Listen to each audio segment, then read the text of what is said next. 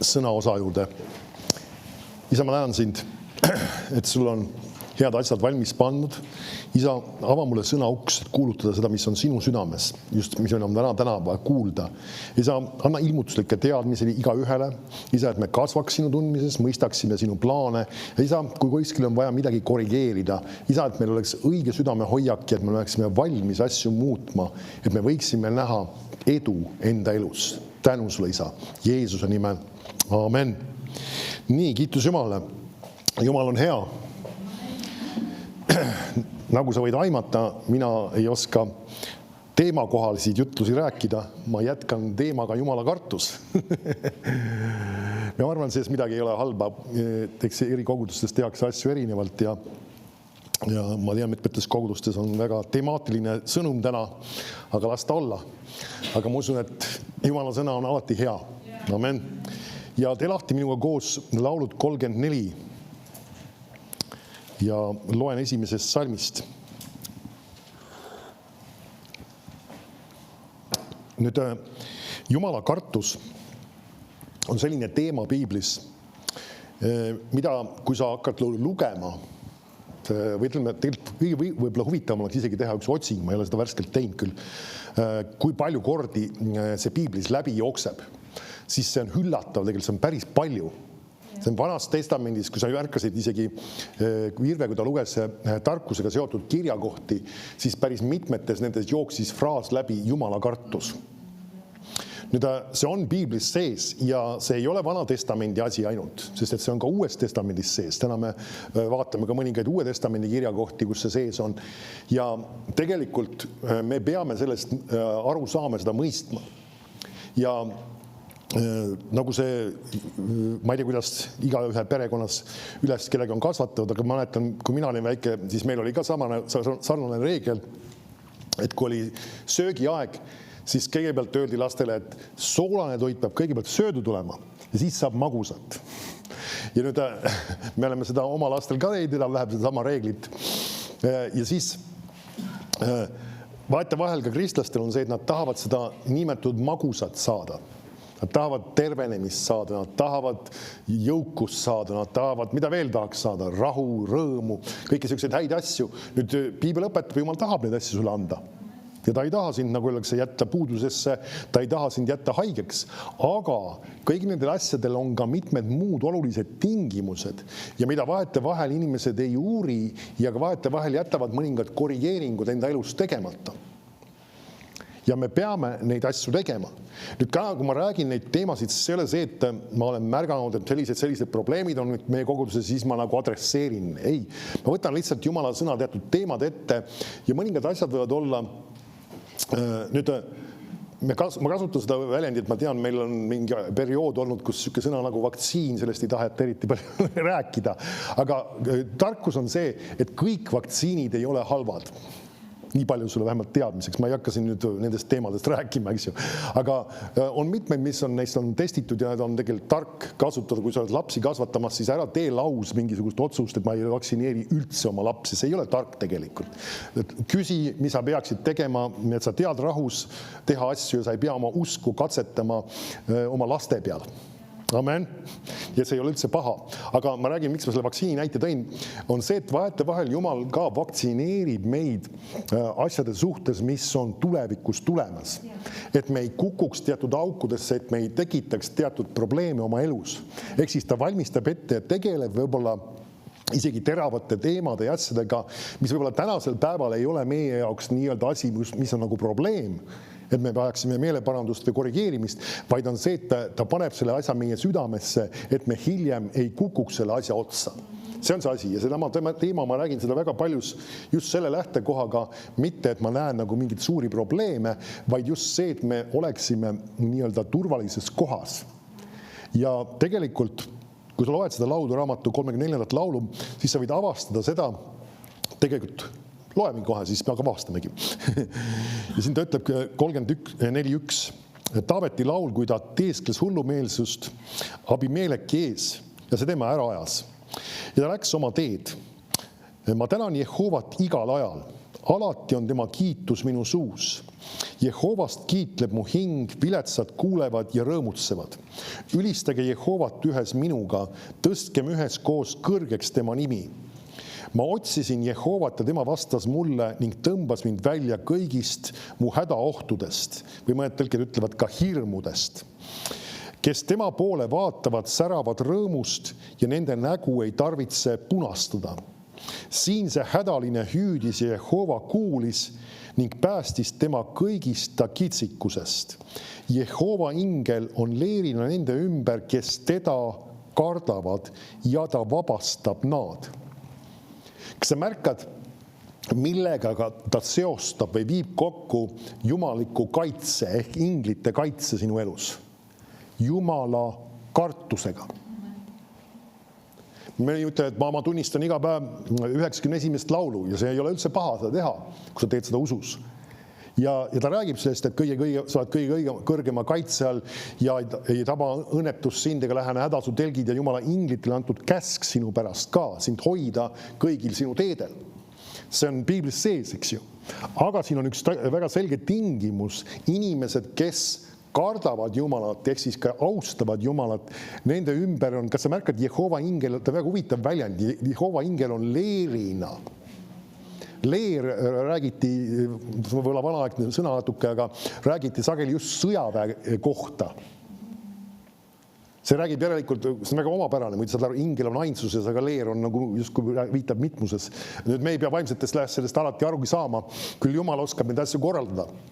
Et sinu ümber on inglite väehulgad, kui on vaja.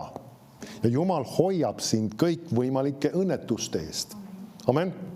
Nüüd vahetevahel me võime oma elus oma valede valikutega ennast viia ohtlikesse kohtadesse, aga Jumal on armuline ja hea ja kaitseb ikkagi sind hoolimata sellest. Amen. Aga selleks on vaja mida? On vajagi just ka, et sa käid ja elad Jumala kartuses. Amen. Sest see ta ütleb siin, ta ei ütle, et see kaitse on kõigi ümber. Ta ei ütle, et see on ka kaitse, kristlastest seda siin praegu rääkida, või kõigi Jumalatusse uskuvate inimeste ümber on lihtsalt Jumala kaitse automaatselt. Ei, ta ütleb, et need, kes teda kardavad, nende ümber on see. Ja täna me vaatame mõningaid kirjakohti, kus mõningates situatsioonides see asi läks väga negatiivseks hoopis. Aga vaata edasi, ta ütleb, 9. salm, maitske ja vaadake, et Jehova on hea, õnnis on mees, kes tema juures pelgupaits ka otsib. Kartke Jehovat teie tema pühad, sest neil, kes teda kardavad, ei ole millestki puudust. Nüüd, kas sina tahaksid, et sinu elus sul oleks mitte millestki puudust? Nüüd see sõna mitte millestki tähendabki tõesti mitte millestki. Kui me räägime mingitest materiaalsetest asjadest ja kui me räägime isegi mittemateriaalsetest asjadest. Või asjadest, mis nagu öeldakse, me kogeme küll isiklikult, see räägib ka rahust, see räägib ka rõõmust, see räägib ka materiaalselt, ütleme ka jõukusest ja rahast, see räägib ka tervisest, see räägib väga paljudest asjadest. Mis iganes see, kui mitte millestki, siis see puutab mitte millestki. Ja ta ütleb, et inimene võib selles kohas elada, missuguses kontekstis või missuguses situatsioonis see toimib. Ta ütleb siis, kui me kardame teda.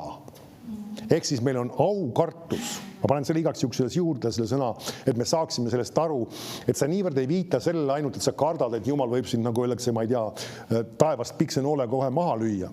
Nüüd see ei ole see, mis on Jumala taotluse igatsus sinu puhul, aga samas meil peab olema aukartus. Ja täna me näeme mõningaid karme kirjakohti, ma ei hakka endast ette minema, aga siis ütleb, noored lõulukoeradki närbuvad ja on näljas, aga kes Jehovat otsivad, neile puudu mingit head. Tulge lapsed, kuulge mind, ma õpetan teile Jehova kartust. Niisiis, kellele ta õpetab Jehova kartust? Ta viitab just lastele eelkõige. Et see on midagi sellist, kui sina oled ka lapsevanem ja sul on lapsed, siis see oleks üks element, mis oleks vaja panna ka just laste ellu. Nüüd, kui sa ise oled juba täiskasvanu ja sinu elus võib-olla seda alati piisavalt ei ole, kunagi ei tasu arvata, seda on piisavalt. Seda on kindlasti vaja juurde panna. Siis meil on vaja ka samamoodi õppida Jumala kartust. Nüüd, siis ta ütleb siin siis edasi, 3. salm, kes aga oled, kes hea meelega elaksid ja armastad elupäevi, et näha head põlve, hoia oma keelt kurja eest, oma huuli pettust rääkimast, hoidu kurjast ja tee head, otsi rahu ja nõua seda taga. Tegelikult see on üks osa Jumala kartusest, mida ta kirjeldab siin. Nüüd lähme õpetussõnade teise peatükki.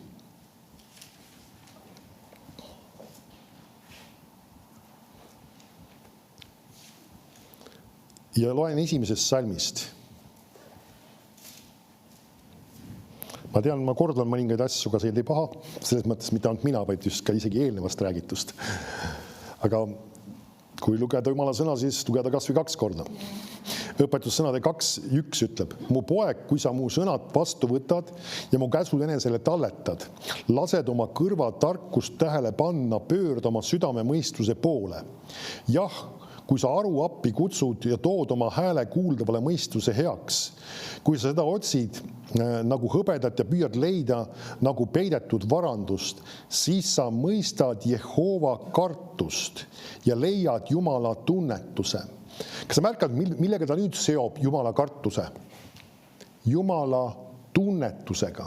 Nüüd teine sõna, mida piibel selle kohta ka võiks või lihtsamasse keelde pannest kasutatakse, on Jumala tundmine. Nüüd see räägib tegelikult just sellest samast vaimsest Jumala tundmisest. Ja meil on Uues Testamendis kirja koht, et kõik, mis on Jumal meile on andnud, kuulub meile just Jumala tundmise või tema tunnetuse kaudu. Amen. See räägib väga paljudest asjadest. Jumala tõotused saavad su elu reaalsuseks, mille kaudu just kui sa esmalt oled Jumala kartlik ja see toob sulle selle sama Jumala tundmise. Amen. Nüüd ta ütleb, sest Jehova annab tarkuse, tema suust tuleb tunnetus ja mõistus, tema talletab õigetele edu, on kilbiks neile, kes elavad laitmatult, kaitstes õiguse radu ja valvates oma vagade teed. Nüüd vaatame Jesaja raamatu 29. peatükki. Nüüd see on üks kirjakoht tegelikult,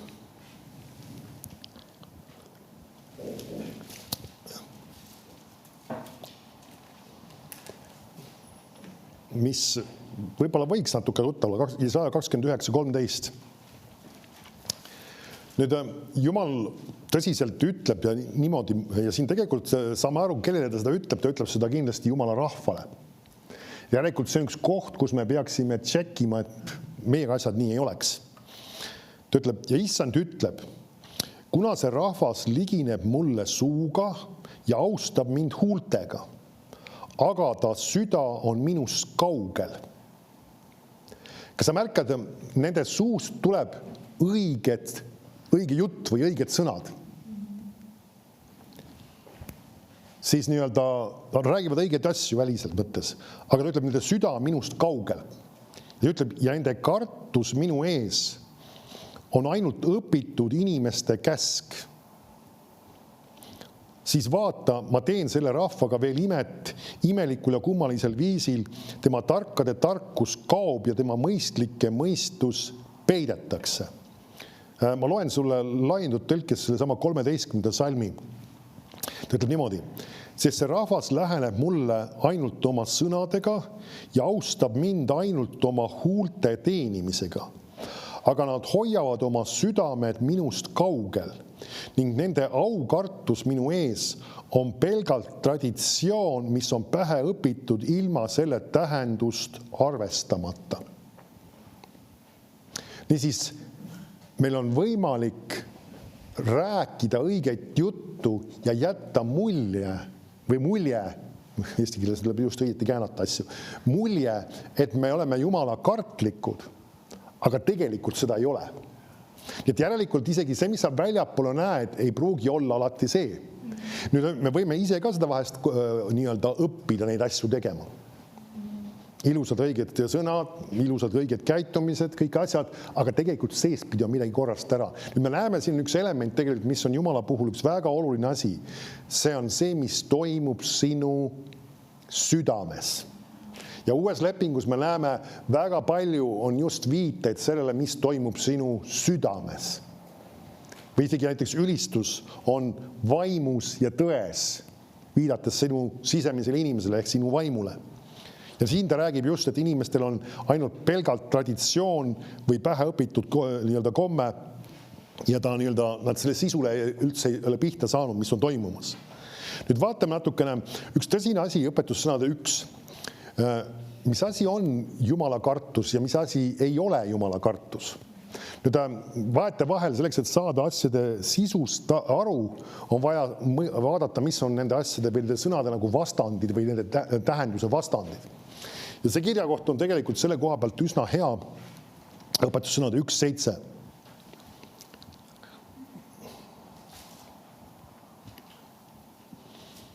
Et ütleb, Jehova kartus on tunnetuse algus. Meeletud, mõned tõlgivad lausa rumalad või isegi lausa lollid, see võib-olla kõlab natuke karmina, aga nii nad tõlgivad. Ja ütleb, mis nad teevad? Põlgavad tarkust ja õpetust. Kas sa märkad, ta räägib Jumala kartusest, mis toob, mis asja Jumala tundmise ehk siis tunnetuse. Ja nüüd ta ütleb, et meeletud või rumalad on need, kes, mida nad teevad, põlgavad.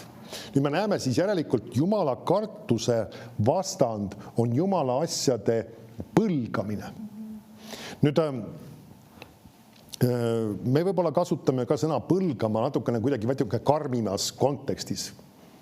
See tähendab seda, et meil nagu väljendab vastikust või põlgust mingi asja suhtes, see nagu on väga sõnaline ja jälestust väljendav ja mõtled, et ma Jumala asjade suhtes kunagi niimoodi ei ütleks ega ei teeks. Aga iva on selles, see on väga paljus just, kuidas me suhtume õpetusse ja tarkusesse. Mäletan, mingid aastad tagasi, see ei olnud üldse meie koguduse inimene, et sa ei hakkaks välja mõtlema. Ühe teise koguduse inimene, aga meil oli üks koosoleku korraldamine oli käimas, kus tema oli ka kaasatud ja mina pidin seda asja korraldama. Ja oli plaanitud, et meil on õpetusaeg seal, vähemalt üks tunni aja ringis, jagame Jumala sõna ja õpetame.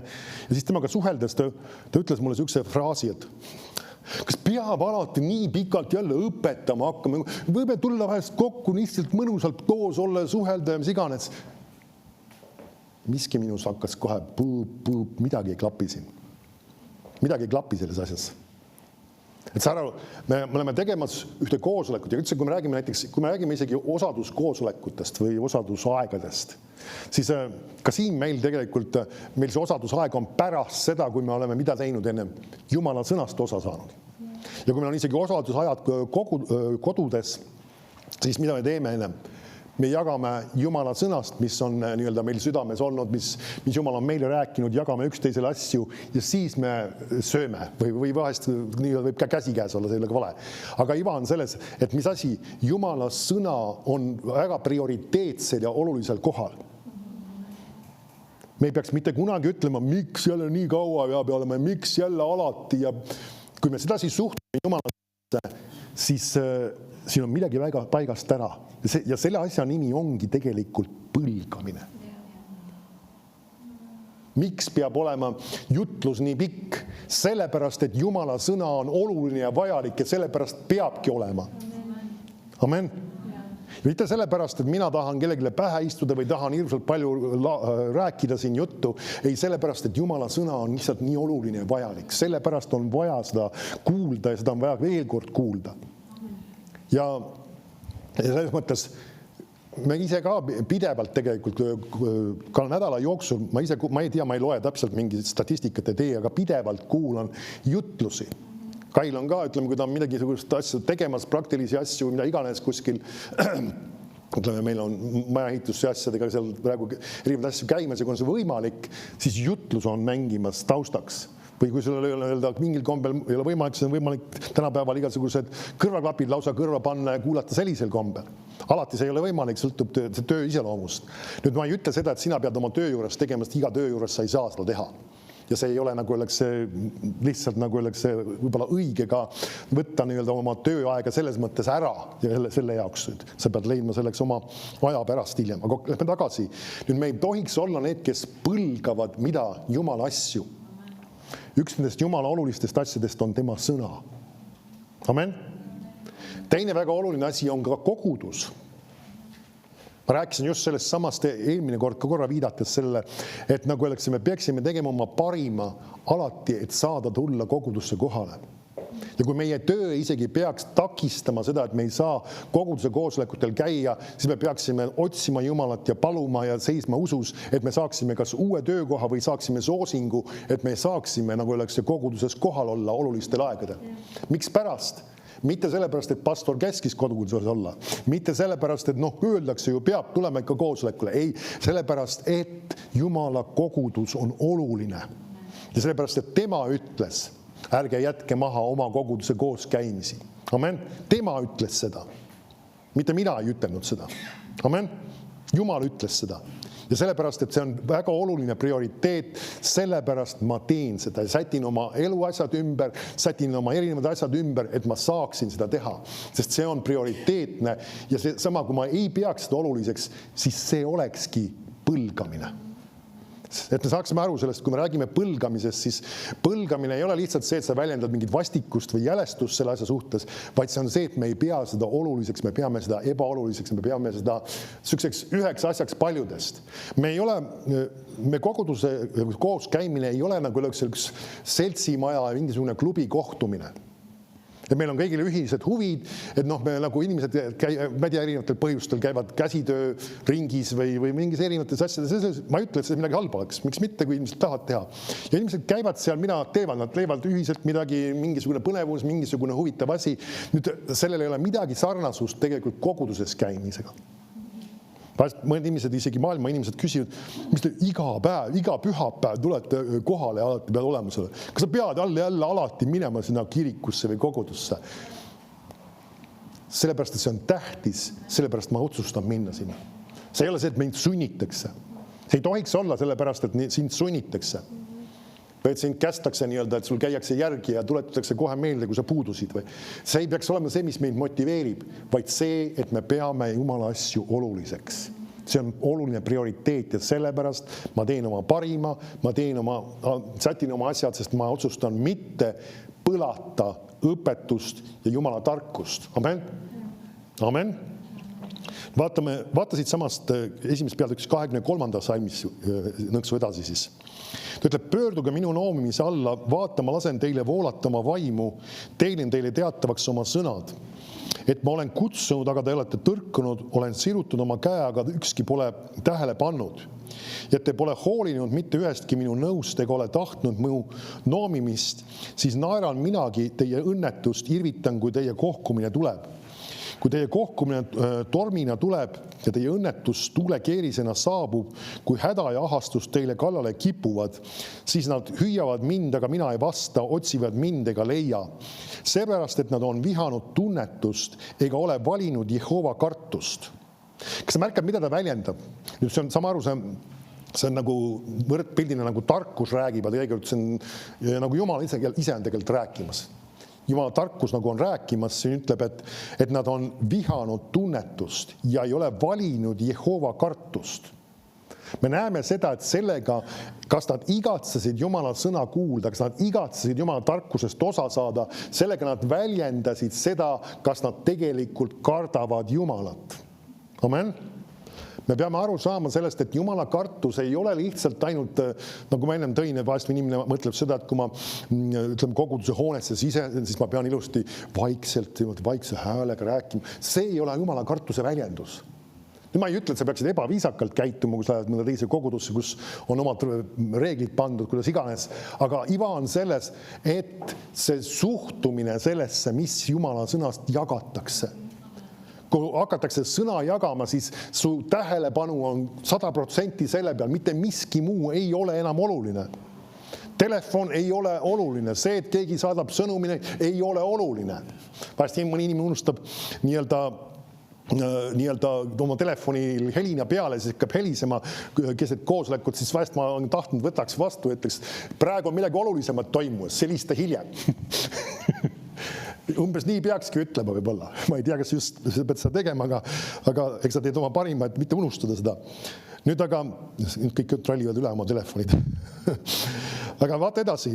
ta ütleb, et nad ei ole hoolinud minust, vaid on põlastanud kõiki mu noomitusi, peavad nad siis sööma tegude vilja ja küllastuma oma kavatsusist. Kas sa märkad väljendud hoolinud ja põlastanud? Nüüd need ongi kõik Jumala kartuse vastandid ja need ongi need sellesama nii-öelda, kus inimesel ei lähe teatud asjad korda või need on ebaolulised. Ja seesama üks sõnadest on hoolima. Ja siin on siis sõna põlgama. Nüüd vaatame veel, lähme õpetussõnade 13. Päris palju loeme täna õpetussõnu. Ma arvan, see ei ole üldse paha.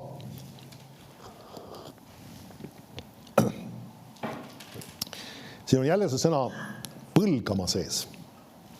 13 ütleb, kes põlgab sõna, teeb enesele kahju, aga kes kardab käsku, saab tasu. Kas pole huvitav? Jällegi põlgab sõna, me saame aru kontekstis, see viitab siis Jumala sõna, eks ta ei pea seda oluliseks, ta ei pea seda väärtuslikuks. Ja mida ta teeb? Aga ta ütleb, kes kardab käsku, ehk siis tegelikult, ma usun, et see viitab Jumala sõnale, ilmselgelt Jumala käsule kui selline, ta ütleb, et see saab ka tasu, sellel on ka tasu taga. Amen.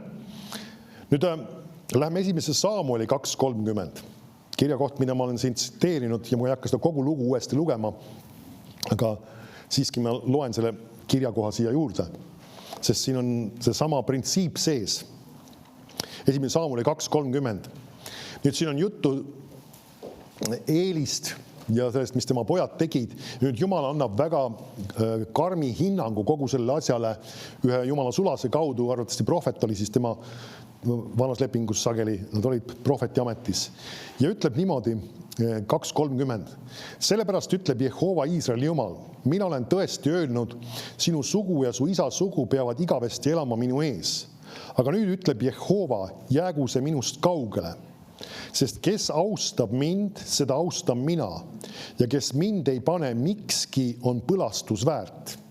Nüüd siin on, see viimane fraas on natuke jällegi vanem eesti keel ja sellepärast ma loen sulle, mida laindud tõlge ütleb selle sama viimase fraasi koha pealt. Ütleb, neid, kes mind austavad, austan mina. Aga neid, kes mind põlgavad, peetakse vähe väärtuslikeks. Kas sa pärkad üks huvitav asi, mis sellega võib tulla kaasa, kui inimene põlgab või suhtub ükskõikselt Jumala asjadesse, siis juhtub seda, et tema osutub vähe väärtuslikuks. Nüüd, kui väärtuslik sina oled? Ma ei tea, kui sa oled selle peale üldse mõelnud. Jeesus on surnud sinu eest ja Jumal on otsustanud seda, et sinu eest makstakse tema eluga. Nüüd see on sinu väärtus. Nüüd kui palju see on? Seda ei saa rahaühikutesse kindlasti panna, aga see on tohutu suur väärtus, mis on makstud sinu eest.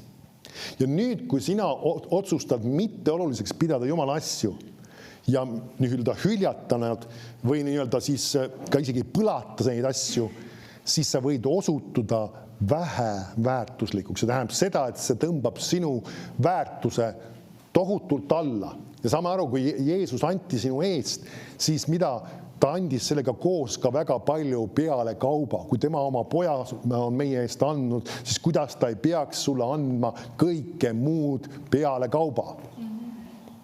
Meil on enam-vähem sarnase sõnastuse kirjakoht olemas, ma lihtsalt mälu järgi tsiteerisin umbes seda. Kõike muud tahab sulle anda peale kauba. Ja nüüd, kui sina oled tema asjade suhtes ükskõikne ja põlgad, siis sa võid osutuda vähe väärtuslik ja kõike muud ei pruugi tulla. Nüüd see on väga oluline tegelikult seda mõista.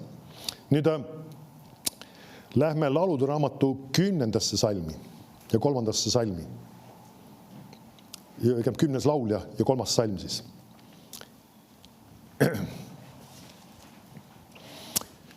Sest õel kiitleb oma hinge ihaldustest. Kõlab väga omapäraselt, eks ju. Ja ahne kirub, ta laimab Jehovat.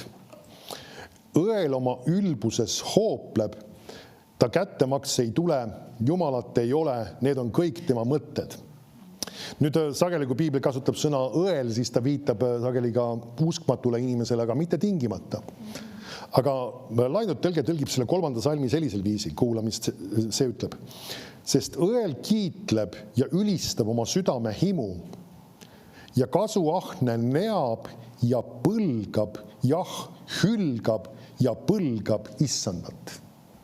Nüüd me näeme siin see tõlkeaparaat, mis mulle kasutan, isegi tal jäi sõnu kitsaks, nagu ta ütleb 2 korda põlgab lausa siin. Ja me näeme siis, et see kasuahne, ta siis neab ja põlgab ja hülgab issanda. Nüüd me näeme jällegi sedasama vastandina, mis on austamise vastand, ongi mis asi, Jumala põlgamine. Jumala põlgamine tähendab siis tema jaoks väärtuslike asjade põlgamist. Ja sõna asi võib isegi olla väga tinglik, see võib olla ka isegi inimesed võivad need asjad olla. Nii, lähme 2. Peetruse 3.3. Niisugused mitte väga ilusad kirjakohad nad ei ole kõik, aga neid on vaja ka kuulda ja lugeda. Need on ka piiblisse kirjutatud.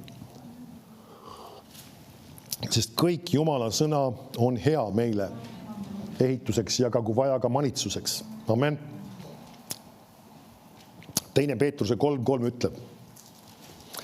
Seda teadke kõigepealt, et viimsel päevil tuleb pilke sõnadega pilkajaid, kes elavad iseeneste himude järgi. Nüüd, kas pole huvitav, et meil on seoses viimaste päevadega selliseid päris palju tõsiseid kirjakohti? Nüüd, miks meil kirja pandud on? Mitte sellepärast, et me peaksime hirmu all olema selle suhtes. Me elame ka ju lõpuaegadel. Vaid me oleksime teadlikud ja samas, et me ei peaks sellised ise olema. Sest et see on see tõsine asi, et see ei ole nii-öelda lihtsalt saatus, et pole midagi teha, viimsed päevad järelikult, mina pole midagi teha, mina olen ka nüüd üks pilkaja. Ei, see ei ole päris nii. See on see, et see võimalikkus ja see nii-öelda see kiusatus või erinevad asjad, mis võivad sulle ette sööta, nii-öelda pakuvad seda nii-öelda palju rohkem kui võib-olla varasematel aegadel. Nii, ja siis ta ütleb, ning ütlevad, kus on tema tulemise tõotus, sest sellest ajast, kui isad läksid hingama, jääb kõik nõnda, nagu oli loomise algusest. Nüüd, mida ta räägib tegelikult? Nüüd ma arvan, et sa oled kristlasena kuulnud seda, Jeesus tuleb varsti tagasi oma pühadel järgi. Nüüd, kui sa loed piiblit, siis sa avastad seda, Paulus rääkis ka sellest. Nüüd see on ajaliselt kui palju tagasi juba? Peaaegu 2000 aastat või sinna kanti juba kohati. Ja me räägime edasi seda. Aga kus ta on nüüd siis? Miks ta tulnud ei ole veel? Et vahetevahel inimesed võivad ka muutuda nagu tüdida mingist asjast või ütleme mingisugune tõde. Nüüd see on, Jumal on seda meelega teinud, et me ei tea seda aastat ja me ei tea seda päeva, me võime aimata seda ajastut. Nüüd see on väga suhteline selles mõttes, kui ma räägin ajastu aimamisest, siis ma arvan, et see ei ole niimoodi, et ma aiman, et kuskil selles kuus see umbes juhtub, midagi taolist. Ei, see lihtsalt, me võime rääkida mingisugusest perioodist või kaudsestki ajastust kui sellisest. Sellele piibel nagu viitab või vihjab, sest ta räägib, et me ei tea päeva ega tundi, aga ta ei ütle seda, et me ei või teada neid aegu ja ajastuid, kus me oleme. On 2 eri asja. Saad sa aru? Nüüd ma ei taha sellega öelda, et ma hakkan rääkima sulle, millal Jeesus täpselt tagasi tuleb ja taolist. Mis veidrusi on tehtud kunagi. Ei, me võime lihtsalt, me peame olema valvel ja nii-öelda valmis selleks kogu aeg. Amen. Aga me oleme kindlasti tänasel päeval palju lähemal sellel, kui me olime kunagi varem. Aga ta ütleb seda, et just, mida nad on? Nad on pilke sõnadega pilkajad, ehk siis mida nad halvustavad? Nad halvustavad midagi, mis on Jumal oma sõnas öelnud. Nüüd see on üks asi ka, kui me üldse kohtame teatud asju piiblis või mingeid asju loeme piiblist ja kas sa oled võib-olla sellega kokku puutunud, ma ei tea, ma loodan, et see väga palju, isegi kristlased ütlevad, aga kuule, tead, ma leidsin ühe vea piiblis, kuule, see kuidagi ei lähe sellega kokku ja see ei klapi sellega ja tead, mis see tähendab? See, et sina ei saa asjast aru. Et sul on vaja veel otsida Jumalat, sul on vaja nagu öeldakse süveneda asjadesse ja sa võib-olla saad selle asja lõpuks pihta. Ja väga võimalik, et sa midagi ei mõista. Ja vahetevahel need, kes väidavad, nad leiavad palju vigu piiblist, need on inimesed, kes väga palju ei ole mõistnud ja tegelikult millele nad annavad maad just sarnasel kombel halvustada ja ka isegi mingis mõttes nagu pilgata Jumala sõna ja neid asju, mis on öeldud. Nüüd meil peab olema väga aukartust täis hoiak, kui me üldse Jumala sõnast räägime. Amen. Ma tean, see ei ole mingisugune väline žest kui selline, aga kui me vaatame ka, ütleme, mingis kombel ajalukku tagasi, ütleme ka Eesti traditsiooni või sükestesse inimesed, kes ka tol ajal kirikus käisid või ütleme Jumala sõnaga kokku puutusid, siis ka piibel kui selline, ka selle raamatu suhtes oli väga suur aukartus. See isegi kui kodudesse võeti lahti, hakati lugema. Nüüd ma ei räägi sellest füüsilisest raamatust niivõrd, mul ei ole isegi füüsilist võtta praegu käepärast siin, aga see oli tegelikult selle taga üks õige suhtumine. Seesama see, et perekond, nagu öeldakse, koos võttis selle lahti, selle raamatu, nad lugesid, kõik olid kuulamas, kõik olid vait sel hetkel, miks pärast, sest see on midagi väga olulist, mida nüüd võeti ja loeti.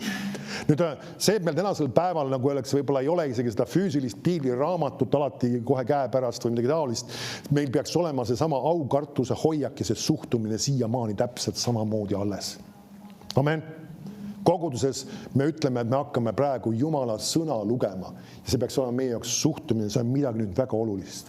Kõik muu ei ole tähtis, kõik muu on ebaoluline, see on nii oluline asi, ma praegu kavatsen oma tähelepanu sellele pöörata, ma kavatsen seda kuulata ja ma ei kavatse mitte millegi muuga tegeleda, miks pärast, sest mul on aukartus selle sõna suhtes. Amen. Need on asjad, mis peaks tagasi tulema kogudustesse, mis on hakanud ära libisema kohati. Kus ma ise olen rääkinud nendest asjadest ja ma ei ürita nagu kellelegi teisele kogudusele varvastele astuda, aga see, kuidas kogudustes on läinud see sõnumi osa, kus räägitakse Jumala sõnast nii lühikeseks kui võimalik. Ja siis põhjenduseks öeldakse, et aga inimesed ju väsivad ära ja nad ei suuda ju rohkem kuulata ja see on vale muuseas. Iva on selles, et mitte nad ei väsi ära, vaid neile ei lähe korda see sõna. See on tõde. Ja me peame olema tõsised, võtma seda ka. Ja isegi kui me kuuleme head Jumala sõna, see on see, et meile peab see minema korda ja see ei peaks mitte mingit probleemi meil tekitama. Kujuta ette, segamini, Peetrus oli seesama lugu Ananias ja Safiraga. Ta on siis, oli Peetrus, ma segamini nüüd. Ja Peetrus oli seal ja tema on seal kõnelemas seal koosolekul. Ja üks tuleb sisse, siis kumb peaks järjekorras nad tulid siis. Ananias tuli kõigepealt sisse ja siis naine tuli ennem, Safira tuli ennem. Ananias tuli, mees tuli ennem. Okei, mees tuli ennem sisse. Okei, siis ma segan. Mees tuleb ennem sisse, ta küsitakse seal, kas oli kõik seesama raha, mille eest selle müüsite oma, oli see maja või mis iganes, põllu tegelikult, jah. Ja siis ta ütleb, et jaa, see on kõik. Nüüd, kas Jumal nõudis seda, et nad peavad kõik andma? Ei, Jumal ei nõudnud seda. Aga Jumala jaoks oli, mis asi oli? See, et ta valetas. See oli väga tõsine probleem. Amen? See, et ta valetas. Küsimus ei olnud selles, et nagu öeldakse, et kui ta oleks otsustanud, me otsustame tuua pool sellest. Keegi oleks keelanud seda. Nad oleks võinud teise poole jätta omale kasutamiseks või midagi iganes tahtsid teha. Keegi ei ole seda kirjutanud ette, aga nad tulid ja tahtsid jätta mulje, et nemad on suured andjad ja suured vägevad tegijad ja selleks, et seda imitsit luua, nad olid valmis valetama. Ja nüüd, kui nad ütlevad, ma kohe jõuan selle põtte juurde, millest ma alustasin tegelikult, ta ütleb selle välja ja nüüd Jumala vaim tuleb Peetruse üle, ütleb, et seal on põhimõtteliselt kukub surnud maha, miks sa oled valetanud ja ta kukubki surnud maha ja ta kantakse minema ja koosolek kestab edasi. Ja Safira tuleb umbes 3 tunni pärast. Mis seal oli vahepeal olnud? See koosolek oli olnud 3 tundi pikk. Ja me saame aru, et Peetrus oli seal rääkimas. Järelikult see sõnaosa oli vähemalt siis 3 tundi olnud pikk. Ja me võib-olla ohkame seda, kui pastor läheb üle 1,5 tunni juba, aga seal oli 3 tundi. Ja see ei olnud meelelahutuslik, see ei olnud üks show ja igasugust värki, et nagu vahepeal liigutame ennast ja vahepeal teeme seda. Ei, see oli Jumala sõnast jagati ja õpetati ja räägiti seesama 3 tundi järjest. Nüüd ma ei ütle, et meil on see taotluseks kingimata, et me peame seda kogu aeg tegema hakkama, aga see räägib sellest, et see suhtumine ja see Jumala sõna väärtustamine on muutunud niivõrd põhimõtteliselt, kus inimesed on nagu valmis ja võimelised. Ma olen ikka rääkinud sellest kinost. Kinos istuvad täiesti rahuga, neil ei ole mitte mingit probleemi, istuvad seal selle ekraani ees ja vaatavad, mis iganes suur ekraan seal siis, ja vaatavad seda filmi ja hammustavad seal popcorni ja valavad vahepeal Coca-Colat ka peale siis ja muidugi saad aru, mõni ütleb, et see on ju meelelahutus, seda on ju palju lihtsam nii-öelda tarbida. Ja see on lihtne tarbida, aga üks probleem on selle asja juures see, et inimesed ongi õppinud meelelahutust tarbima, aga nad ei ole harjutanud ennast Jumala sõna kuulama ja sellesse süvenema ja süüvima. See, mida sa oled harjunud tegema, seda on sul ka lihtne teha. Ja inimestel on vaja harjutada Jumala sõna uurimist, lugemist ja seda treenida neid just selles suunas. Ja ma tean, me oleme siin oma koguduses inimesi treeninud, sind on juba treenitud ja sul ei ole tund või isegi 1,5 raske istuda ja kuulata Jumala sõna. Eks sa vahepeal natuke liigutad oma taguvatsa ja pole viga ja saab hakkama. Miks pärast, sest sa oled juba treenitud saanud. Aga küsimus ei ole selles praktilises asjas, küsimus on see, et me väärtustaksime Jumala sõna. Me ei saa seda pilgata, me ei saa seda sisu sellesse kuidagi mingil kombelgi halvustavalt suhtuda. Amen. Ja see on üks asi, me peaksime jälgima ka, kui tahab tulla mingisugune kriitiline meelsus või halvustav hoiak, just ka isegi Jumala sõnas räägitu suhtes. Või isegi mida Jumala sõnast jagati. Nüüd see ei tähenda seda, et me ei peaks katsuma õpetust läbi. Piibel õpetab, et me peame seda tegema. Aga mõtlen just selles mõttes me võime küsimusi küsida, et mõista. Aga me ei tohiks küsimusi küsida sellise mõttelaadiga, et kuidagi halvustada seda, mis Jumala sõna on ütlemas. Amen. Kui see on väga selgelt paigas ja kui me oleme näinud seda, siis me ei peaks olema mingil kombel need, kes tahame halvustada, maha teha. Ja isegi näiteks sellised asjad. Toome ühe teise teema, mõni ütleb, et te kogu aeg ainult tervenemisest seal räägite. Tervenemine ei olegi üldse nii oluline ja tähtis asi. Mis asi see on, selline jutt?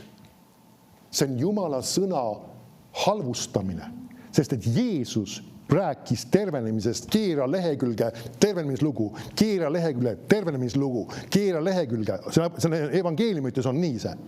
Amen. Tervenemine ei ole oluline. Kes sulle andnud õiguse on halvustada Jumala sõna, kus on tervenemist otsast lõpuni täis? Ja seda, et Jumala sõnas on öeldud, Jeesus kandis meie haiguse ja tõved. Ja kui Jeesus pidas seda nii oluliseks, et ta kavatses sinu eest minna risti peale ja surra ja kanda sinu haigust ja tõved, siis kuidas sina võid öelda, et see ei ole oluline? Mõned inimesed, miks ma ei võiks öelda? See ei ole õige suhtumine Jumala sõnasse. Ma saan aru, vahest inimesed ei mõista, nad on kuulnud võib-olla aru saamas nende asja suhtes. Ja see ei pruugi olla nagu pahast südame hoiakust lähtub. Aga sellegipoolest, kui inimesed hakkavad pihta saama ja see on teadlik süke, mina tean paremini ja minul on kõik selge, mis iganes, see ei tohiks olla meie suhtumine, peaks olema see, keegi hakkab Jumala sõna rääkima ja sa hakkad lugema ja avastad, kuule, ma ei ole miskit asja siin päris õieti aru saanud. Siis on see sama koht, kus ma pean ütlema, Jumal, sinu sõna on oluline autoriteet ja ma olen valmis oma arusaama, oma suhtumise, oma mõtlemise kõrvale panema.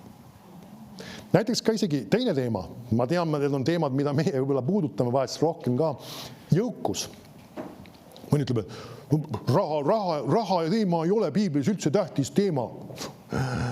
Tee piibel lahti, hakka uurima, kui palju räägitakse rahast ja rahaasjadest ja üldse see on üllatavalt palju. Ja statistika isegi ütleb seda, et tegelikult rahast ja rahaasjadest on rohkem kirjakohti kui isegi lunastusest. Nüüd mitte öeldes seda, et lunastus oleks ebaoluline piiblis, aga see on oluline teema piiblis. Ja seda tuleb õieti mõista. Ja me peaksime tunnustama seda, mida Jumala sõna on selle koha pealt ütlemas ja mitte üritama halvustada seda, mida me ei mõista. Amen. Ma räägin seda samast kirjakohast, see on küll üks teine teema, mis siin välja toodi, aga me ei tohiks olla need, kes on Jumala sõna pilkajad mingil kambelgi. On vahest asju, mida me ei mõista, vahest asju, millest me ei ole aru saanud. Ja küsid, kas võib olla veel mingid teemasid ja asju, mis Jumala sõnast meil ei ole päris selgeks saanud. Ma ei pea seda kunagi võimatuks. Kindlasti need asjad, mis tulevad esile, peavad minema kokku täpselt Jumala sõna põhiprintsiipide tõdedega, et need ei ole mingisugused, ma ei tea, mingid super uued asjad, aga siiski võivad olla mõned tõed, mis ei ole meile päris võib-olla kohale jõudnud. Amen. Ja me peame olema ükse suhtumisega, Jumal, sina oled rääkimas seda oma sõnas, ma näen seda selgelt mitme kirjakohaga, ma otsustan oma arusaamasid korrigeerida, kui vaja. Amen. Aga muidugi, kui me räägime nii-öelda arusaamade korrigeerimisest, alati peab olema Jumala sõna õpetus, Jumala sõna põhiprintsiipidele rajatud ja see peab mitme kirjakohaga kinnitatud. Ära raja oma õpetust või oma arusaamasid üksikute kirjakohtade peale. Ja lisaks sellele, eriti kui on tegemist ka mingisuguse, kuidas ma nimetan, sükse väga teist laadi arusaamaga, siis on tarkus ka, nagu öeldakse, kuulata, mida ka teised Jumala sulased on need asjade kohta ütlemas. Et sa ei neela mingisuguseid asju niimoodi lihtsalt pimesi alla. Amen. On vahest nimetatakse neid õpetuslikeks laineteks või asjadeks, mis tulevad ja need on mingisugused teemad või alad, mis tulevad vahest ka Kristuse jõusse sisse ja mis inimesed, ütleme ka pastorid vahest ei kontrolli ja ei uuri, mida Jumala sõna nendest asjadest räägib ja kas need asjad on korrektsed. Ja lasevad, ütleme, tulla jutlustajatel rääkima ühest ja teisest ja kolmandast asjast ja tegelikult need ei ole Jumala sõnaga kooskõlas olnud. Nüüd see on tõsine asi ja me peame selle koha pealt olema positiivses mõttes kriitilised, et me analüüsime, kas piibel on seda ütlemas, mida ta on ütlemas, siis meil on vaja selgelt kirjakohti selle asja praktiseerimiseks ja selle uskumiseks. Amen. Et sellepärast ära pimesi midagi lihtsalt alla neela, sa ei pea seda tegema ka siin muuseas. Sest et kui mina olen asju jagamas, siis üks praktika, mis ma olen õppinud juba üsna noore nii-öelda kristlasena, kui ma ametisse asusin ka Tomata piiblikoolis õppida, siis see oli üks asi, mis seal ka õpetati, oli alati see, et kui õpetati mingit teemat, siis õpetus oli alati sellisel kombel umbes ühes ehitatud. Mingisugune kirjakoht, siis oli lahti selgitus selle kohta, mida see kirjakoht tähendas, siis oli järgmine kirjakoht, lahti selgitus, mis see kirjakoht tähendas, järgmine kirjakoht, lahti selgitus. Tähendab seda, et kõik peab olema rajatud mille Jumala sõnale ja kui mingi printsiip ütles midagi, siis selle kohta peab olema kinnitus veel siin ja kuskil teises kohas ka veel. Ja mitte lihtsalt, et nagu mulle meeldib, mulle tundub, erinevad asjad on öeldud ja erinevad inimesed arvavad nii, see ei ole tähtis, mida piibel ütleb, on tähtis. Ja sellepärast ma teen ka oma parima, miks ma loen nii palju piibli kirjakohti sageli jutlustes, mõni võiks mõelda, et kas ühega ei saaks hakkama. Nüüd ma saan aru, evangelist võib tõesti niimoodi vahest jutlustada, selles ei ole midagi valet, ma ei ole evangelisti ametis lihtsalt. Ta tuleb ette, ütleme, tal on üks kirjakoht võib-olla ainult ja ta loeb selle või isegi lausa tsiteerib seda mälust kuidagi ja ta räägib selle erinevaid lugusid ja asju ja lõpuks teeb altari kutse ja kutsub inimesi päästmisele ja terve hulk inimesi tuleb päästmisele. See on omas kohas armu and selle jaoks, aga mina ei ole selles ametis otseselt ja mina pean mida tegema, ma pean õpetama ja ma pean õpetama väga selgelt ja konkreetselt piibli kirjakohtadest lähtuvalt. Amen. Nii, lähme 2. Timotuse 3.1. Nüüd sa võid jälgida seda kirjakohta, mis sul ees on eesti keeles, selles tavalises tõlkes. Aga aja kokkuhoidmiseks ma loen sulle siin päris pikalt 1. kuni 5. salmini. Loen, inglise keeles on üks huvitav tõlge, mille nimi on God's Word Translation või Jumala sõna. Ja see tõlgib selle kirjakoha natukene teistmoodi ja mitmeid värvikaid elemente juurde siia. Ja ütleb niimoodi, peate sellest aru saama, viimastel päevadel tuleb vägivaldseid perioode. Inimesed on isekad ja armastavad raha. Nad praalivad ja on ülevoolavad ja kasutavad sobivatut kõnepruuki. Nad neavad oma vanemaid, ei näita üles tänulikkust, ei austa seda, mis on püha. Ja neil puudub normaalne kiindumus oma pere vastu. Nad keelduvad kellegagi rahu sõlmimast. Nad on laimavad, neil puudub enesevalitsemine, nad on jõhkrad ega armasta seda, mis on hea. Nad on reeturid, nad on hoolimatud ja edevad, nad armastavad pidem naudingut kui Jumalat. Näib, et neil on jumalakartlik elu, kuid nad ei lase sellel väel end muuta, hoidke sellistest inimestest eemale. Selline väga mahlakas kirjakoht, meie eestikeelne tõlge on ka tegelikult päris hästi selles mõttes tõlgitud. Aga kas sa märkad jällegi, ta räägib mis perioodist, viimsetest päevadest. Nüüd pea meeles, see on kirjutatud Timoteusele, kes oli koguduse pastor. Ja kui ta räägib siin, et inimesed on siis sellised ja ta räägib, et nad on siis, ta lõpuosas siin ütleb, et armastavad pigem naudingut kui Jumalat ja näib, et neil on jumalakartlik elu, kui nad ei lase selle väel end muuta. Nüüd ta ei räägi tegelikult mitte kristlastest ja ei räägi sellest maailmast. Üks tarkus on ka tegelikult, me ei ole kristlastena kutsutud selle maailma peale kondist näpuga näitama. Vaata, mismoodi nad elavad ja vaata, mis nad teevad ja vaata, missugustes see on ja mis see on ja mis too on. See ei ole meie kutse. Me peaksime vaatama selle peale, mis on toimumas meie elus. Amen. Ja ka laiemas mõttes ka ütleme, kuna siin ta tegeleb ka kogudusega tegelikult ja koguduse pastoriga, siis ilmselgelt temal on vastutus jälgida seda, mis on toimumas ka koguduse sees ja mis on toimunud kaaskristlaste elus. Amen. Ja ta küsib, ta esitab neid samu asju just ja neid probleeme, need samad asjad üritavad kerkida üles kus kohas koguduses ja kristlaste seas. Ma uuesti toon välja mõningad asjad, kuna sul ei ole seda teksti ees sellisel kujul just täpselt. Siis mulle meeldib, mismoodi ta ütleb siin.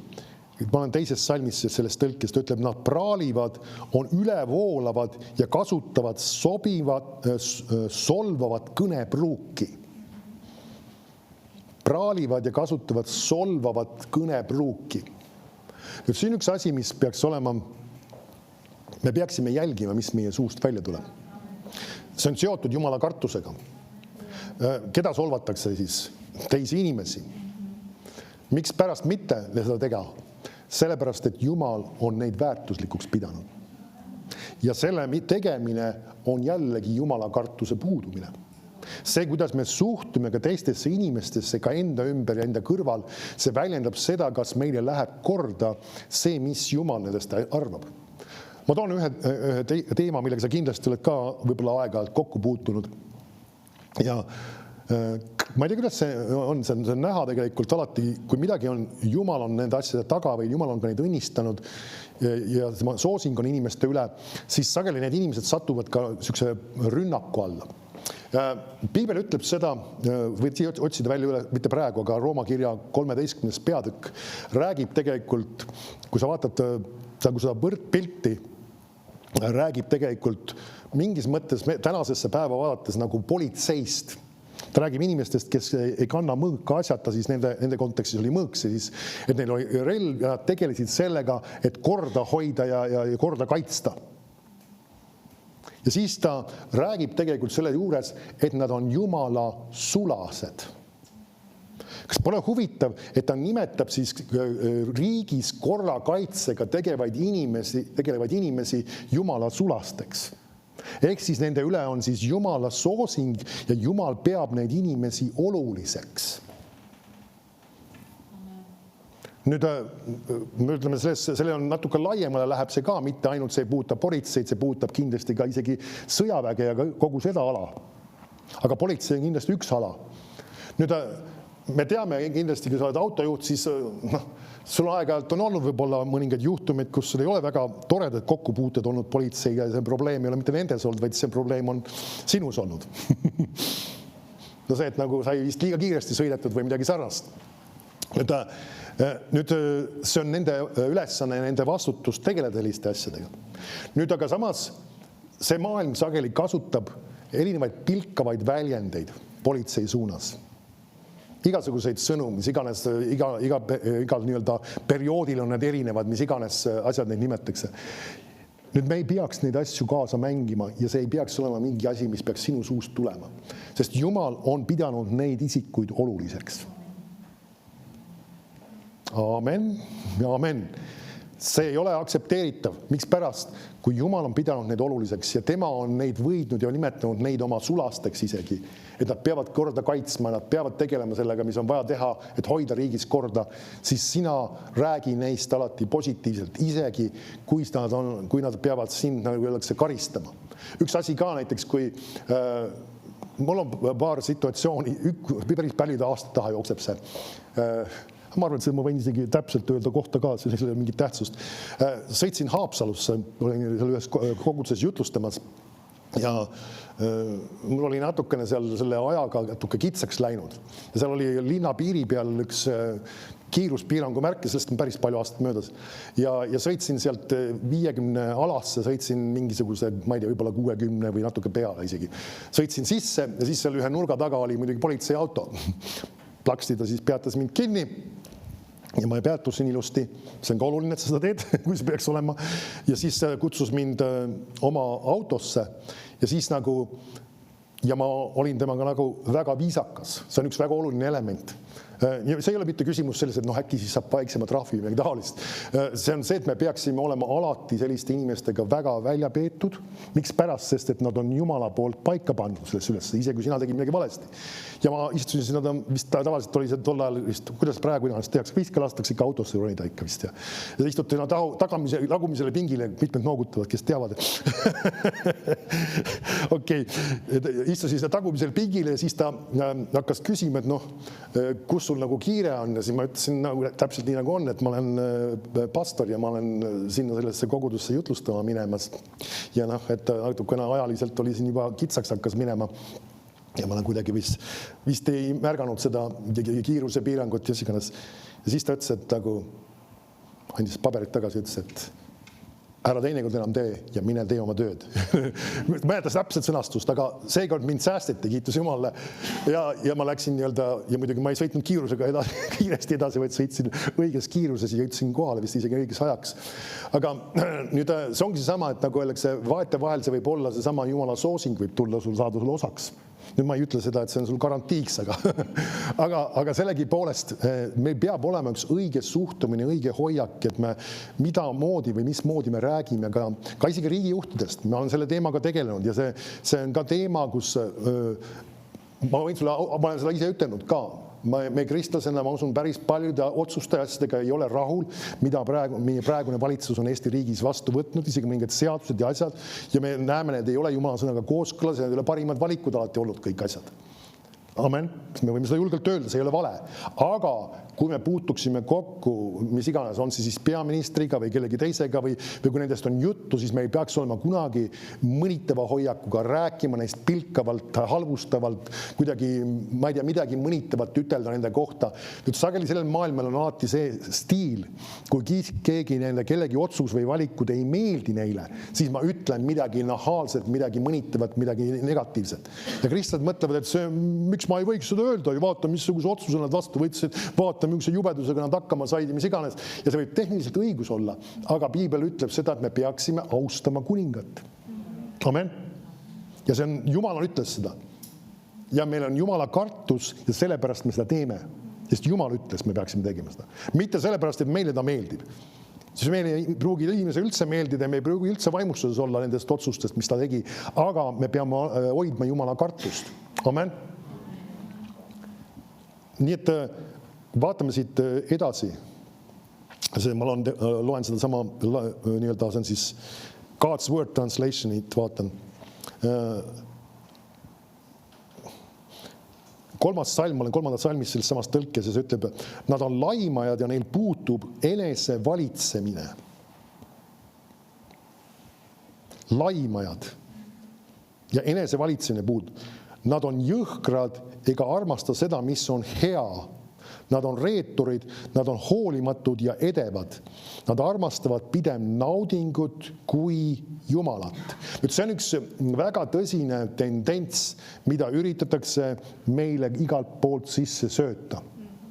Kus väga paljud asjad on just selle inimese meeldimise ja inimese nautimise kesksed.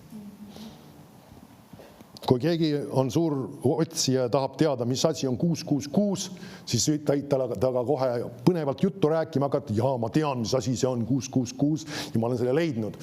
Ja see on see, et see on inimese number ehk inimene on troonil. Ja see ongi kogu selle pikka juttu ei peagi otsima ja me ei pea otsima, kus need numbrid kirjas igalt pool on. Ma tean, vahest mõelda oma rumala suhtumisega mõnele autole sükse numbri peale pannud meelega täiesti, mitte juhuslikult. Ja mõtlevad, et nii kihvt ja vägev, mis iganes. Ei ole midagi kihvt ja vägevat. Iva on selles, et see on inimene on troonil. Inimene on troonil. Ja mis asi see ongi? Otsitakse mida? ehk siis mida inimese naudingut, see on palju olulisem kui see, mis Jumalal on öelda. Ja see on räägitud koguduse kohta siin muuseas. Amen.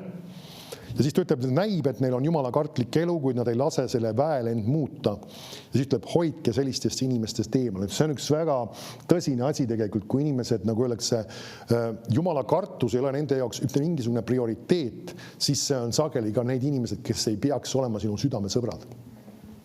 Amen. Lähme teise kuningate raamatusse ja vaatame teisest peatükist. Üks üsna tõsine lugu. Nüüd teine kuningate 2:23 hakkan lugema, aga ma natuke räägin selle eelnevat, et sa teaksid seda konteksti. Siin on siis, jutt on siis Eliisast siin. Ja vahetult ennem selle sama peatüki alguses Jumal on võtnud oma tuliste vankritega üles Eelia. Ta sõitis sealt nende vahelt läbi, ma ei tea, kas inglid olid seal vist tegutsemas ka selle vankrite juures, mis iganes moodi. Ja Eelia võetakse tuulepöörisest taevasse ja tema kuub kukub sealt alla. Ja ta läks, ja me näemegi seal kirjeldatakse just, et ta läks ülesse tegelikult. Ta läks taevasse. Ja nüüd Eliisa võtab selle kuue ja lööb sellega pärast seda vett ja siis ta läheb sealt läbi vee ja mitmed üleloomulikud asjad olid järjest juhtunud. Ja nüüd ta liigub siin edasi ja nüüd ta on jõudnud ühte kohta ja ütleb, sealt läks ta üles Peetelisse. Nüüd saame aru, tol ajal inimesed ei liikunud nii kiiresti nagu meie. Saad aru, autoga sõidab ühe kohta, teise kohta, mis iganes. Me võime arvata, et ta liikus jala, kuna siin ei olnud nagu loomadest juttu ju kogu selle loo juures, siis ta liikus jala. Järelikult see võttis aega. Nüüd ilmselgelt kogu see sündmus ja see, mis oli toimunud, kuna ta ei olnud ainus, kes seda asja nägi. Me näeme, ka Eemal oli seal prohveti, mis oli ka prohveti jüngrid, nimetatakse. Ka need olid sellest asjast teadlikud ja väga palju neid võis olla ka teisi, kes nägid seda sündmust kui sellist eemalt. Me ei tea täpselt, aga ilmselgelt kogu sellest sündmusest oli ka jutud laiali läinud juba. Amen. Ja me ei tea, mis see ajaline nihe siin täpselt on, aga me võime aru saada sellest kontekstist, et siin juba midagi ollakse kursis selle asjaga, sest siin on mõningad viited ja mõningad fraasid sees. Ütleb, sealt läks ta üles Peetelisse ja kui ta oli teel üles, siis tulid pisikesed poisid linnast välja ja pilkasid teda ning ütlesid temale, tule üles paljas pea. Või kiilas pea tegelikult, mõned ise ütlevad nagu.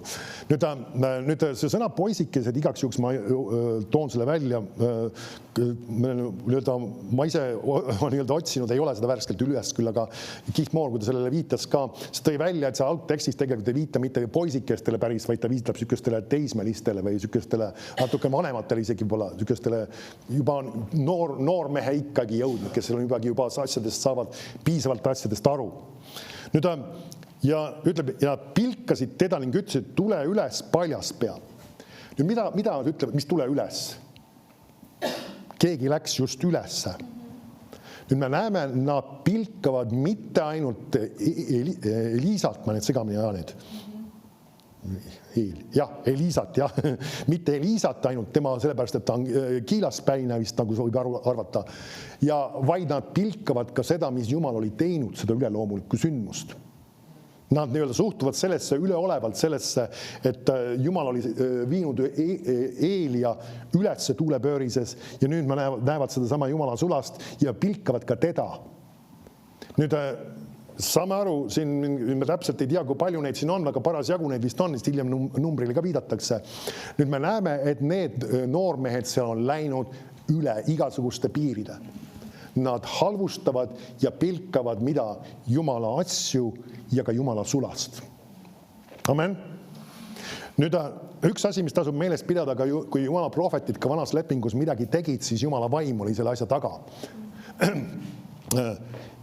Ja siis ta ütleb niimoodi, kui ta pöördus ja neid nägi, siis ta needis neid Jehova nimel ja metsast tuli 2 karu ja need kiskusid neist lõhki 42 poissi. Tema aga läks sealt Karmeli mäele ja pöördus sealt tagasi Samaariasse. Ja mõni ütleb, see on ju karm kirjakoht. Ja see on karm kirjakoht. Nüüd mõned mõtted siia veel vahele. Nüüd see väljend needis teda Jehova nimel. Selle sõna algteksti nii-öelda sõna viitab sellele, et ta tegelikult kuulutas nad nagu kurjaks, alatuks ja põlatuks. Nüüd siit hakkab üks asi kokku tulema, kui sa kuulasid juba eelnevat jutlust. Seesama keegi, kes peab Jumalat väheväärtuslikuks, ta ise on ka väheväärtuslik. Ehk siis ta tegelikult kuulutas välja selle, et kui nad ei austa Jumalat, siis Jumal ei austa ka neid. Amen. Ja ta kuulutas see needmine selles kontekstis tähendas seda just, et ta kuulutas, nad on väheväärtuslikud. Miks pärast? Sest et Jumal on seda oma sõna söönud. Kui nemad otsustasid pilgata ja nii-öelda halvustada või mõnitada Jumala asju, siis nad on sellega ennast teinud väheväärtuslikuks. Nüüd see peaks meid panema mõtlema. Mõni ütleb, et see on ju vana leping. Jumal ei muutu. Amen. Tema peab oluliseks teatud asju siiamaani täpselt samamoodi. Ja meil ei tohiks olla mitte mingisugust halvustavat ega negatiivset ega mõnitavat hoiakut Jumala asjade, Jumala sõnade, Jumalade tegude ja erinevate asjade kohta, mis ta on teinud. Amen.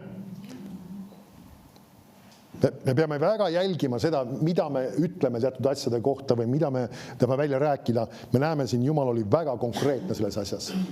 Ja nüüd, mis sa arvad, mis sükene sündmus võis korraldada selles linnas? Kujuta ette, karu on ära tapnud 42, või ma arvata, nagu ma siis ütlesin, viitab rohkem ikkagi veel noormeest. 42 tükki on kõik seal surnud. Mida see räägib neile inimestele? Ja tegelikult ma usun, et nad said ka teada täpselt, mis seal ennem toimus. Sest et mingi osa nendest arvatavasti, kõik need poisid arvatavasti surma seal ei saanud või noormehed, kes iganes nad olid siis. Ja need rääkisid edasi, mis seal oli toimunud. Ja see oli üks väga kainestav sõnum kogu sellele linnale. See, kuidas me käitume Jumala asjadega. Vaata korra ühte asja siia vahele veel. 3. Moosese 26.6. Nüüd siin Jumal on andnud mõningad tõotused oma rahvale just seoses Jumala sõna järgi tegemisega või ütleme sõna pidamisega ehk siis sõna kuulelik olemisega. Ja nende seas on 26.6 üks tõotustest. Ja see ütleb niimoodi. Ja mina annan maale rahu, te saate magada ja ükski ei hirmuta teid. Sobib meile. Amen. Vaatame sedasi. Ma hävitan maalt kurjad metselajad ja mõõk ei käi üle teie maast. Kas sa märkad? Hävitan maalt kurjad metselajad. Nüüd vaata 22 salm. Nüüd see on see needuste osa, kui inimesed, kes ei käi Jumala käsu järgi, ehk siis tegelikult või võiksime tänases kontekstis panna, ei ole Jumala kartlikud, siis mis neile saab osaks?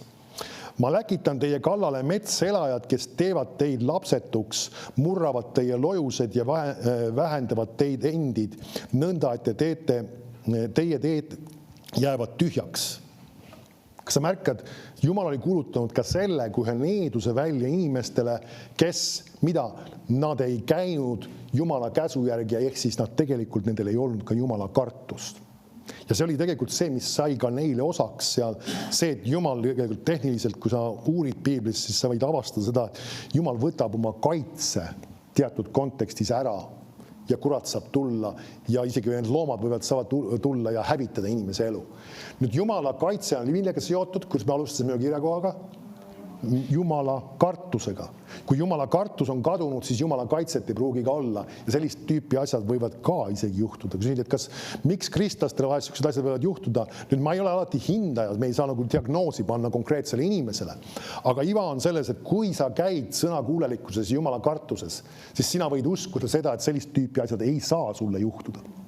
Amen. Amen. Vaatame veel kuningate raamatust üks huvitav kirjakoht.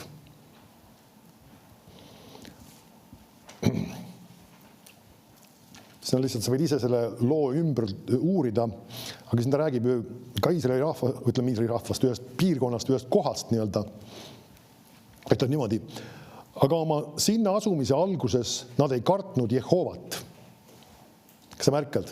Jumala teine kuningate 17.25. Ma hakkasin lugema juba, aga teile ei ütelnudki. Teine kuningate 17.25. Otsime siis üles selle. Siis see on ilmselt Jumala rahvas, aga nendel on midagi käest ära libisenud. Ta ütleb, aga oma sinna asumise alguses nad ei kartnud Jehovat, siis läkitas Jehova nende sekka lõukoeri, jutt on siis lõvidest, kes neid tapsid. Ka sa märkad, me nägime ühte käsku, mis viitas ka sarnast tüüpi asjadele. Ja Assuri kuningale räägiti ning öeldi, rahvad, keda sa viisid võõrsile ja asustasid Samaaria linnadesse, ei tunne maa Jumala õigust. Seepärast on ta läkitanud nende sekka lõukoeri ja vaata, need surmavad neid. Sellepärast, et nad ei tunne maa Jumala õigust. Siis Assuri kuningas andis käsu öeldes, viige sinna üks neist preestritest, kelle te seal olete ära toonud, ja ta mingu ja elagu seal ning õpetagu neile maa Jumala õigust. Nii tuli üks preester, keda nad olid viinud Samaariast võõrsile ja asus Peetelisse ning õpetas neile, kuidas pidi Jehovat kartma. Kas sa märkad, see oli see sama linn tegelikult, millest oli eelmises kirjakohas juttu. Mis asi nendel oli juhtunud jällegi mitmeid õnnetusi ja nii-öelda, mis õnnetusi võiks öelda, siis erinevad loomad olid neid ründamas ja neid tapmas ja probleem oli milles? See, et nad ei olnud Jumala kartuses elamas. Me peame aru saama, et see ei ole mängu asi, nagu öeldakse, on see Jumala kartus nii oluline või on see üldse tähtis. See on meile garantii selleks, et me oleme kaitstud. Amen. Sul ei pruugi tänasel päeval selliseid elukaid võib-olla nii palju kuskil olla, kes sind võiks rünnata, aga meil on palju muid asju, mis võivad inimesi hävitada ja surmata. Amen. Kas ma pean kartma neid asju? Sa pead kartma Jumalat, mitte neid asju. Amen. Ja see on see, et meil on vaja õppida, kas sa märkad, see inimene saadeti sinna kohale, et selle rahvale õpetada, mida Jumala kartust, et kõrvaldada see probleem. Amen. Lähme 4. Moosese 12. peatükki. Kindlasti oled kunagi lugenud. Ma tean, et kirjakohad, mis ma täna loen siin pärit, ei ole sellised võib-olla väga rõõmsad kirjakohad oma olemuselt, aga need on asjad, mida me peame enda jaoks läbi mõtlema ja analüüsima. Sest et Jumala kartus on seotud just sellega, mis lähtub meie suust, mida me räägime, mis asjadest arvame. Ja kas me üldse peame arvama? Parem on üldse mitte midagi arvata. 4. Moosese 12.1 ütleb, aga Mirjam ja Aaron rääkisid Moosese vastu etioop ja naise pärast, kelle ta oli võtnud, sest ta oli võtnud naiseks etiooplanna. Nüüd ma olen ise ka kunagi arutanud, mis selle naisega siis oli. Ja inimesed arvavad, erinevaid probleeme võis seal olla. No väga võimalik, et ta oli mustanahaline. Väga võimalik. Mõni arvab, et võimalik, et ta ei olnud uskumas Jumalasse, Jehovasse siis. Võimalik algselt, aga ma kalduks arvama, et ta siiski tegi otsuse seda teha. Sest et kui see oleks nagu ollakse vastupidi, siis meil näeme inimesi, kes ka pöördusid nii-öelda, kuidas ütleme siis juudi usku, nagu meil nimetada. Ka isegi teistest nii-öelda tulid ja tegid selle väga selge otsuse. Ja kui see ei oleks nii, siis ma arvan, et see oleks mingil kombel siin mainitud siiski. Nüüd mingil kombel või mingil põhjusel see naine ei meeldinud Mirjamile ja Aaronile. Nendele ei meeldinud, ma ei tea, oli see siis nahavärv või oli see siis tema taust või mis iganes, nägul ei meeldinud lihtsalt. Ja otsustasid sõna võtta, otsustasid oma arvamust avaldada. Nüüd, kas sina pead alati oma arvamust avaldama? Nüüd, siis ta ütleb, ja nad ütlesid, kas Jehova räägib ainult Moosese läbi, eks ta räägi ka meie läbi ja Jehova kuulis seda. Nüüd, üks väga oluline mõte, mille tasub tegelikult ka tähelepanu pöörata. Vahest üks põhjus, miks ka Jumala kartus inimestel käest ära kaob, on see, et nad ei mõtle selle peale, et Jumal kuuleb seda, mida nad räägivad. Nüüd see on mõne jaoks üllatav avastus. kuuleb ja näeb, mida me teeme. Kuuleb ja näeb. Kogu aeg kuuleb. Kogu aeg on kohal. Kogu aeg on kuulmas, mis tuleb meie suust välja. Isegi kui me rääkisime salajas, privaatselt, isegi mitte teiste kuuldes, ikkagi kuulis. Tegime salajas, privaatselt seda asja. Ikkagi nägi. Amen. Jehova kuulis seda, mis nad ütlesid. Ja nüüd vaata, mis ta edasi ütleb. Aga mees Mooses oli väga alandlikum kõigist inimestest maa peal. Nüüd see on päris huvitav fraas siin vahepeal tegelikult, selle koha peal. Nüüd siin on üks asi tegelikult ka. Ma ei tea, kas sa oled seda üle mõelnud, aga kui me räägime Jumala kohtumõistmisest, siis ka see on tänasel päeval ka, ütleme selles mõttes ka uue lepingu ajal saanud osaks vahest inimestele. Ja see on tõsine asi tegelikult. Ma olen toonud ühte näidet, mida Kenneth Hagini raamatutest sa kuskilt ei leia, sest ta ei rääkinud kunagi nendest asjadest, kuigi ta isegi oli teadlik nendest asjadest. Tema eluajal oli päris palju inimesi, kes halvustasid või isegi tegid maha või isegi, ma ei tea, kas päris mõnitasid ka võib-olla kohati isegi seda, mis tema Jumala sõnast jagas või neid teemasid või ründasid või kritiseerisid teda ja kirjutasid raamatuid lausa tema vastu ja mis iganes asju. Ja nüüd need on reaalselt faktid, mis on teada, väga paljud nendest surid noorelt ja üsna mingisuguse paari aasta jooksul pärast seda, kui nad olid neid asju tegemas. See on tõsine asi tegelikult. Küsid, mismoodi juhtub? Jumal, nagu öeldakse, seisab oma sulaste taga. Nüüd ühe asja ma igaks juhul ütlen. Kas iga Jumala sulane teeb kõiki asju ideaalselt, filigraanselt, et me peaks nagu teda nagu kummardama nagu Jumalust? Kindlasti mitte. Igaüks võib teha vigu. Igaüks võib ka mingis asjas eksida või teha asju, mis iganes. Aga iva on selles, et see suhtumine on väga oluline.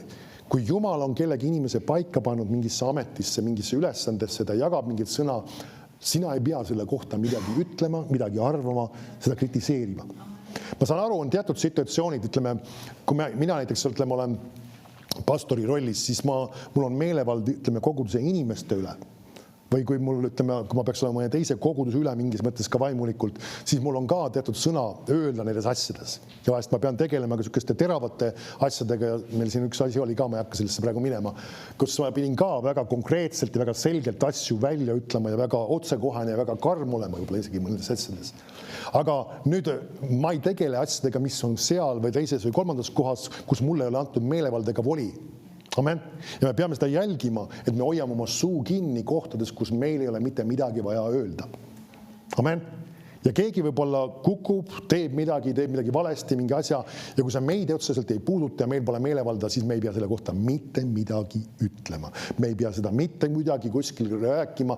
Aga kahjuks kristlastel on kombeks, kui keegi Jumala sulane kukub ja teeb mingisuguse auku, kukub ja mis iganes, siis tullakse kokku, siis räägitakse ja arutakse sellest ja siis see üks ja teine ja kolmas ja neljas.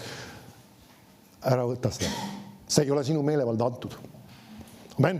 See, mis sa võid teha, mine Jumala ette, palu tema eest, et Jumal võiks anda õige lahenduse sellele. Inimesed, kes on tema üle või kes on temaga tegelevad, et nemad võiksid leida õige viisi, kuidas asju teha, mis iganes. Aga sina ära hakka andma hinnanguid, ära hakka paika panema, sest et see on ohtlik.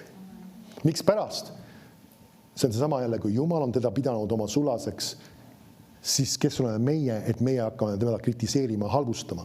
Kui sa vaatad isegi, kuidas Taavet käitus, kui Saul teda ajast tegelikult taga ta tahtis teda tappa.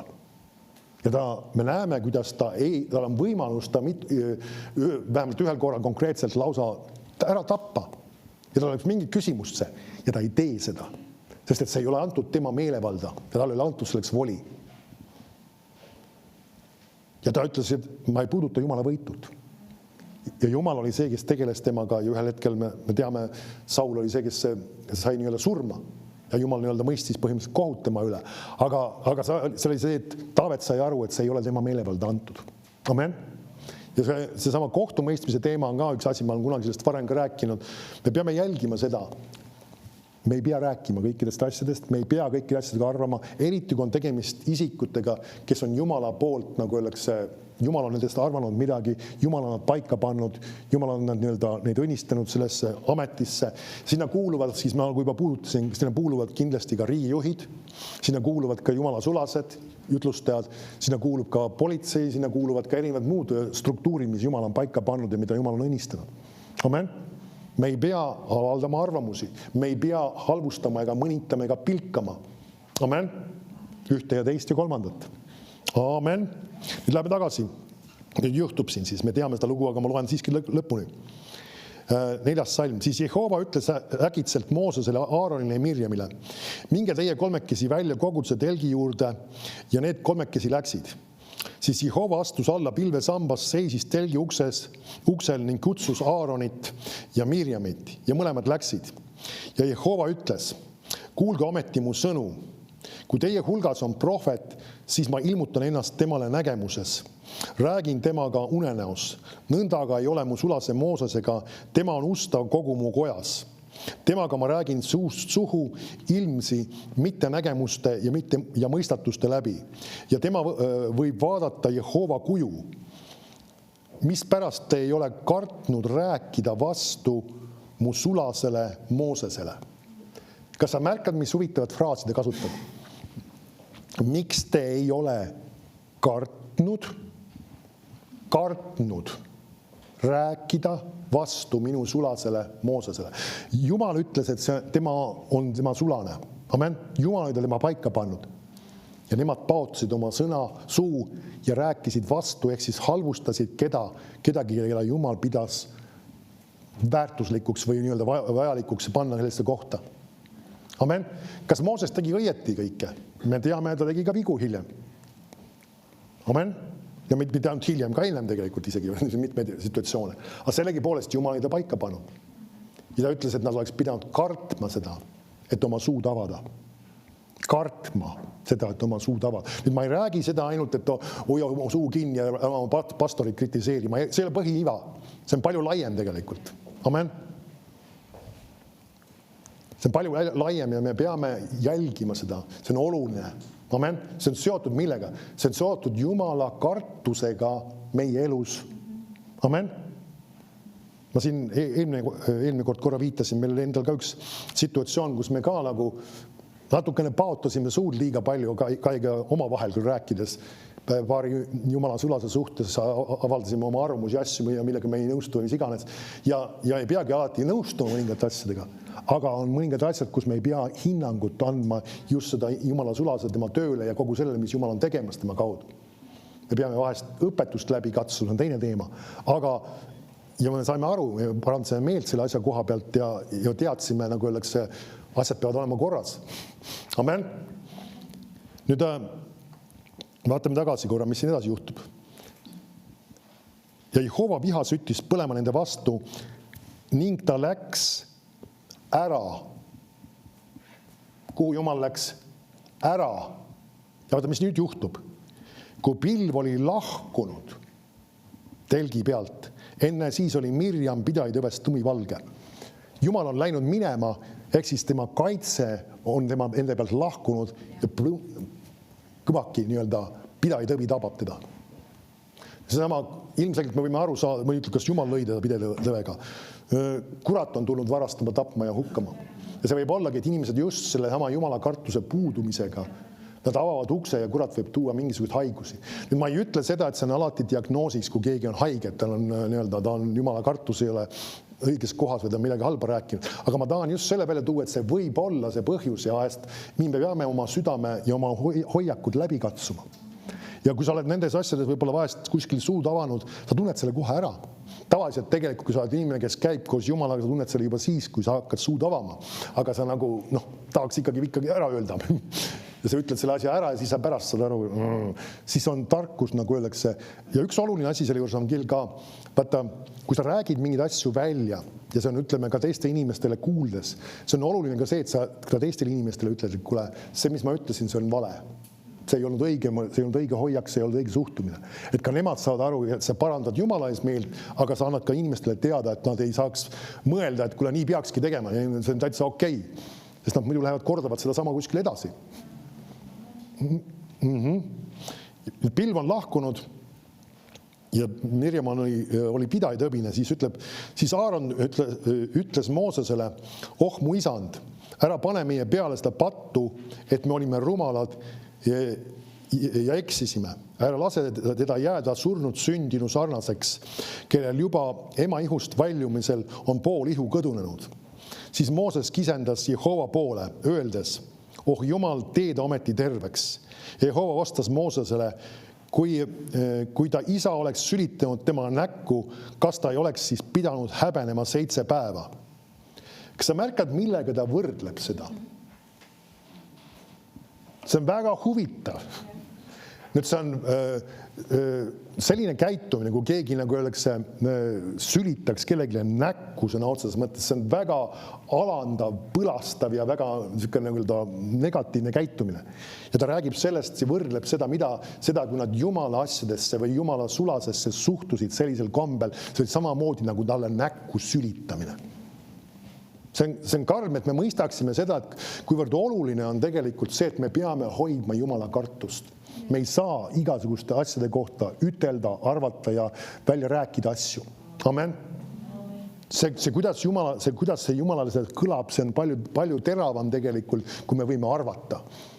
Vahest inimesed, nagu öeldakse, leiavad, et neil on õigust kritiseerida, halvustada, öelda ühe ja teise ja kolmanda asja kohta midagi. Ei, meil ei ole antud seda voli. Ja inimesed võivad teha vigu ja võivad eksida erinevates kohtades, ka Jumala sulased võivad teha vigu ja asju, aga kui meil ei ole seda antud voli, siis mis meil on antud õigus paluda nende eest. Ja paluda, mida sa palud? Meil on Pauluse palve eeskujud paljud olemas. Jumal, täida nad oma tahtmise tunnetusega. Jumal, anna neile tarkuse, ilmutuse vaimu sinu tundmises, et nad teaksid, mis on peamine, mis on oluline. Amen. Amen. Need on need asjad, mis me peaksime tegema. Ja nüüd me näeme, huvitav on see, et Moosesel on samas kaastunne tema vastu. Ta ei ole sellest rõõmus, paras said nii-öelda. Nüüd see on ka üks õige hoiak, mis meil peab ka olema. Kui me isegi näeme, et keegi satub kohtumõistmise alla, isegi sellepärast, et ta on meid võib-olla halvustanud ja taolist, see ei peaks meile rõõmu tekitama. Me peaksime paluma Jumal halasta, tooda välja sellest olukorrast siiski. Amen. Ja siis me näeme, mis siis juhtub. Olgu ta 7 päevaks suletud väljapoole leeri ja seejärel ta võetagu tagasi. Siis suleti Mirjam 7 päevaks väljapoole leeri. Rahvas ei läinud teele enne, kui Mirjam oli tagasi võetud. Me võime aru saada, et ta siis järelikult oli ka terveks saanud selleks hetkeks. Amen. Ja mis siin toimub siis? See oli muidugi neile üks väga karm õppetund. Ja see üks fraas, mis meil tasub meeles pidada, et kas teil ei olnud kartust või nii-öelda, ma loen selle uuesti selle fraasi korra. See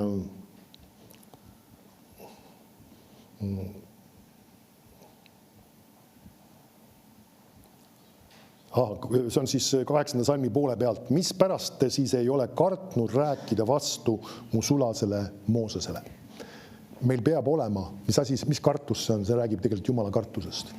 Meil peab olema Jumala kartus, mis meie suust tuleb välja. Et me ei oleks need, kes pilkavad mingil kombel Jumala sõna, ehk siis tegelikult peavad seda mingil kombel väärtusetuks, ebaoluliseks, vähe nii-öelda tähtsaks asjaks, vaid me peaksime tõstma enda jaoks Jumala sõna väga olulisele kohale. Amen. Kiitus Jumalale. Tõuseme ülesse.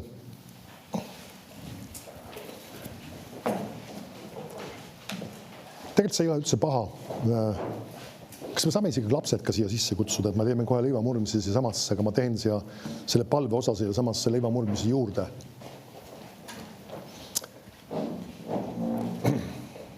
Ma ei tea, kas nad nii äkki saavad tulla, aga loodame ikkagi saavad. Piibel õpetab ühte olulist asja seoses leivamurdmisega, et me katsuksime oma südame läbi. Ja mille suhtes ta käsib meil südamt läbi katsuda? Ta räägib just sellest samast meie suhtest Jumalaga ja meie suhtest kaaskristlastega. Kas pole nii? Ja ta räägib tegelikult sellele kogudusele, see on nüüd 1. Korintus vist, ma segame ja 2. Korintus on vist, kus see kirjas on? 2. Korintus, 1. Ja 1. 11 ikkagi on, jah.